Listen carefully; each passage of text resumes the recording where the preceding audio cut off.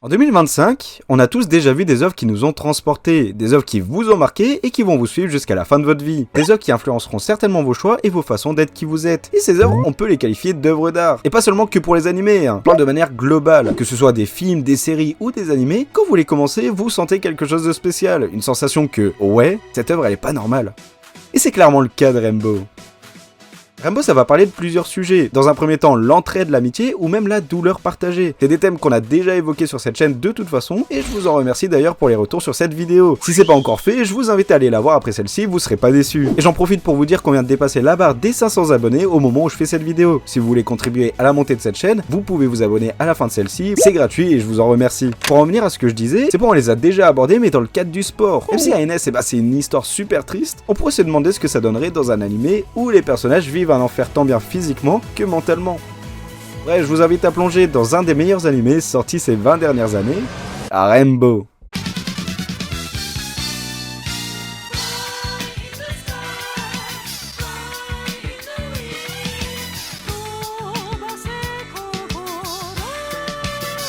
Rainbow, c'est une vraie introduction sur ce qui s'est passé dans les prisons après la guerre au Japon. Et ça nous présente la vie de 7 personnes, représentant les 7 couleurs de l'arc-en-ciel. Parmi eux, il y a 6 détenus mineurs, tous arrivant dans la prison de Shonan. Et cette prison, vous allez voir, elle est vraiment pas commune. Bref, pour les présentations, on a d'abord Mario, un personnage qui s'emporte facilement et supporte pas l'injustice. Il a été emprisonné pour avoir frappé un professeur qui allait violenter une élève. Ensuite, on a le meilleur perso de la série, Joe. Son cas à lui, c'est d'avoir hospitalisé une personne qui tentait de le...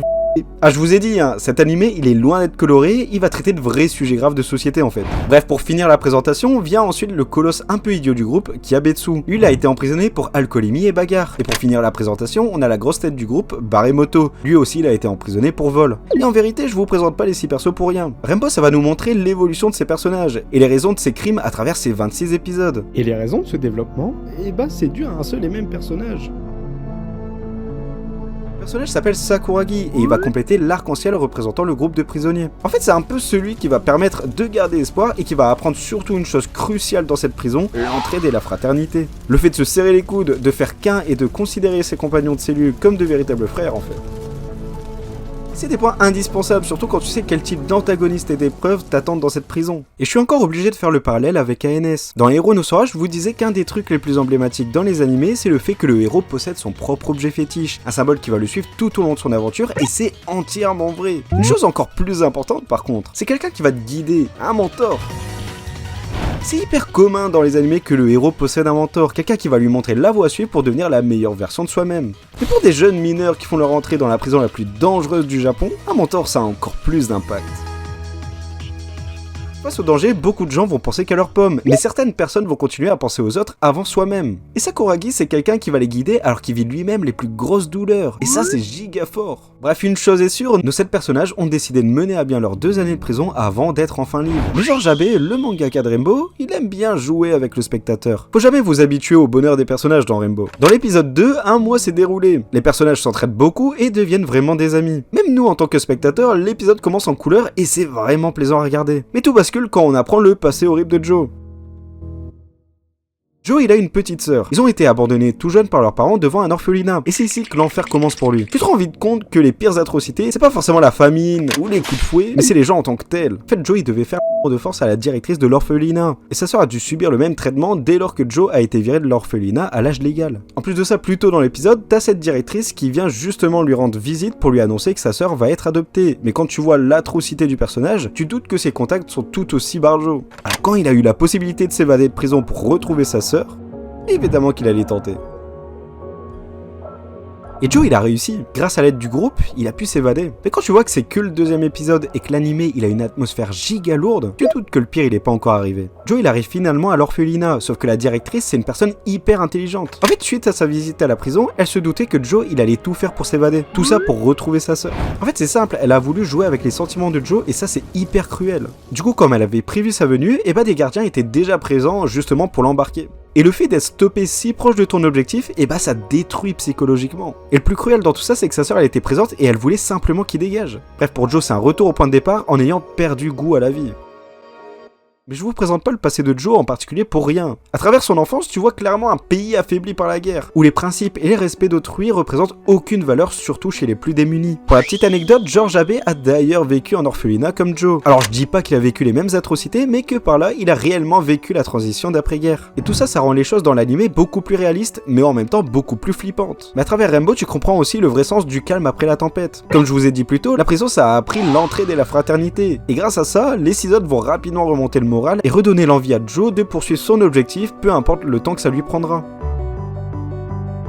Mais tout ça, ça va pas plaire au gardien en chef Ishihara. Le fait de s'entraider, ça le dégoûte en fait. Il veut que les prisonniers vivent un calvaire en prison. Mais un truc qu'il déteste par-dessus tout, et bah c'est Sakuragi. En particulier sa capacité à lui tenir tête même quand il se fait battre. Et d'ailleurs Sakuragi, il faut savoir, il sort officiellement de prison dans 2 mois. Et ça Ishihara, il arrive pas à l'accepter. Il veut absolument pas qu'il s'échappe en fait. Du coup il va tout faire pour l'empêcher de partir. Et quoi de mieux qu'utiliser les personnes plus proches de Sakuragi contre lui? Baremoto, c'est le seul de la cellule qui arrive pas à s'impliquer au groupe. Et tout ça à cause de son passé compliqué, où il comprend que faire confiance aux autres, et bah c'est mal. En fait, le plan d'Ishihara, il consiste à ce que Baremoto fasse monter des tensions au sein du groupe. Si tu peux pas t'en prendre à une personne en particulier, et bah il faut s'en prendre au groupe, en le faisant s'imploser en fait. Et ça c'est une solution miracle. Baremoto, il va répandre des vérités dures à entendre, et tout ça pour salir l'image de Sakuragi, et c'est hyper efficace. Ça va tellement bien marcher que Baremoto il va obtenir des traitements de faveur. Tiens par exemple il a le droit de fumer dans la prison. Ce que j'ai pas dit par contre c'est que Baremoto il aime pas faire des coups bas. Et ce qu'il vient de faire ça va lui trotter dans la tête. Le fait de stresser ça va lui faire de sacrées boulettes en fait. Baremoto alors qu'il fumait tranquillement dans la bibliothèque s'est fait prendre par Ishihara. Et même si on savait qu'il allait rien lui arriver, et bah il a eu le réflexe de jeter sa cigarette encore allumée dehors. Qui va lancer juste après un incendie. Si vous avez vu ma dernière vidéo, c'est exactement la même chose qui s'est passé. On va me prendre pour un pyromane, mais je vous promets, c'est le pur fruit du hasard. Bref, pour revenir à la situation, Ishihara, comme c'est le chef de la prison, il a le devoir d'évacuer tous les prisonniers puisqu'il a les clés des cellules. Est-ce que vous voyez où je veux en venir? Il va simplement jeter la clé de la cellule où se trouve Sakuragi pour qu'il crame en fait. Lui et les autres à l'intérieur. Est-ce que vous voyez le degré de folie qu'il faut avoir pour faire ça? Heureusement pour nous, Sakuragi il était sorti de cellule au même moment que Baremoto. Il va donc pouvoir les secourir. Mais comme je vous ai dit juste avant, Rainbow c'est un animé réaliste. Seul sans clé dans les flammes, il pourra pas faire grand chose. Et ça manque pas...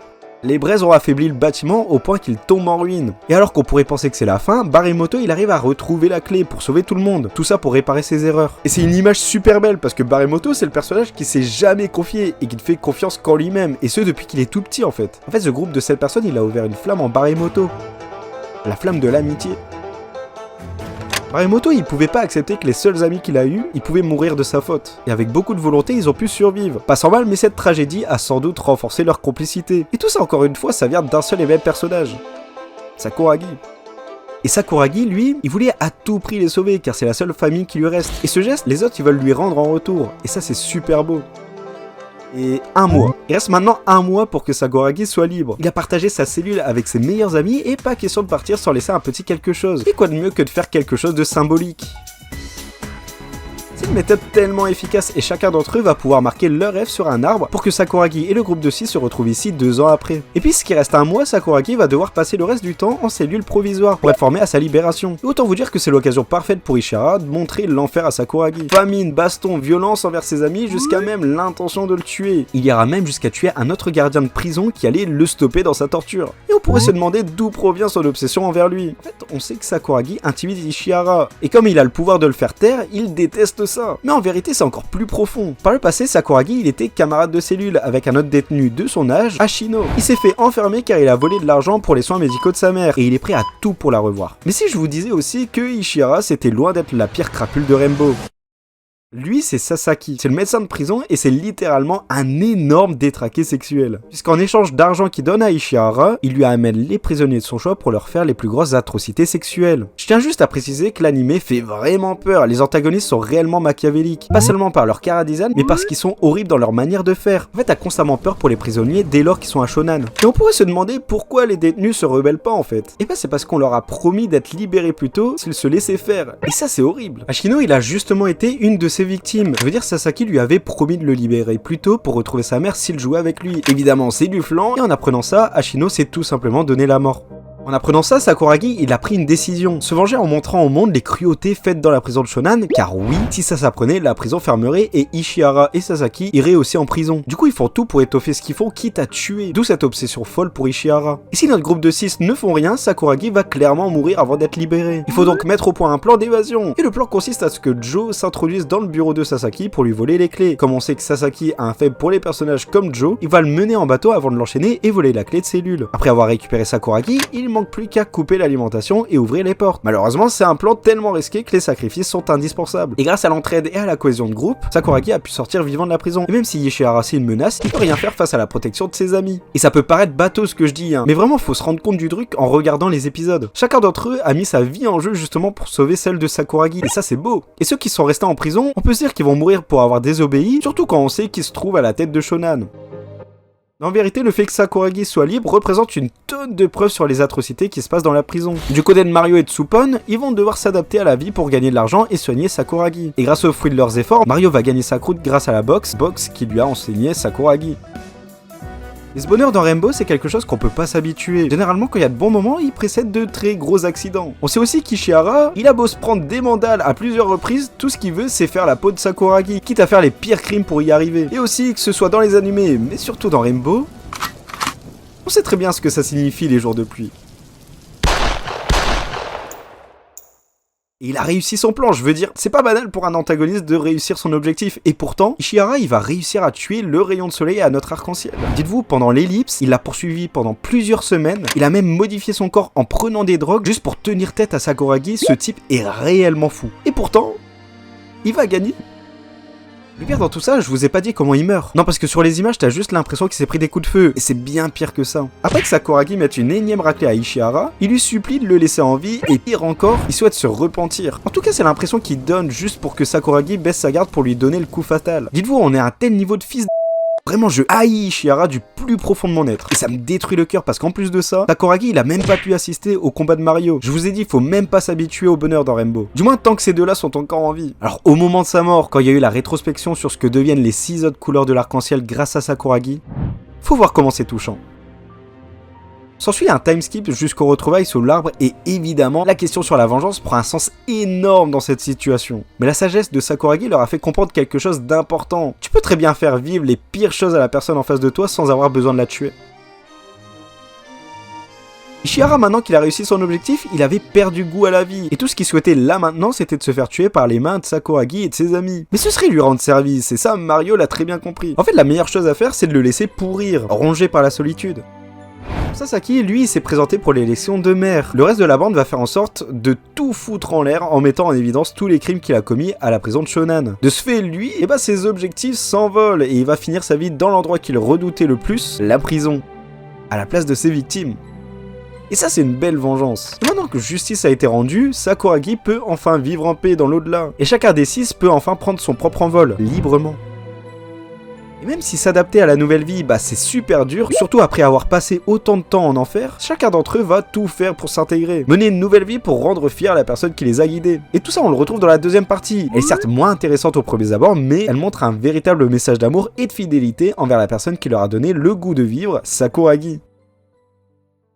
Et ce type d'animé, c'est à la force de te faire aimer ton prochain, de te faire comprendre que les personnes qui t'entourent sont chères et qu'il faut les protéger. Et Rainbow arrive facilement à te faire aimer ces personnages justement. Même si tu peux avoir quelques préférences, les voir tous réunis, c'est une sensation chaleureuse difficilement retrouvable ailleurs. Et ça prend encore plus d'intensité dans ce contexte. Alors que Rainbow commençait dans les cris et la douleur, il termine en ayant une sensation d'apaisement et de liberté. Deux opposés où tu retrouves pourtant tout au long de l'animé cette transition justement du mal vers le bien. Mais cet arc-en-ciel dans un monde sinistre, c'est ça. L'amitié des 7 détenus qui a su surmonter toutes ces épreuves jusqu'à goûter au vrai bonheur. Et c'est ça la plus grosse force de Rainbow à mes yeux. Je vous remercie pour avoir regardé cette vidéo. Si elle vous a plu, je vous invite à vous abonner. On se rapproche de la barre des 1000 abonnés avant 2026. Rejoignez le Discord pour être au courant des prochaines vidéos et des prochains streams. Sur ce, je vous dis à la prochaine, c'était Kineko. Salut!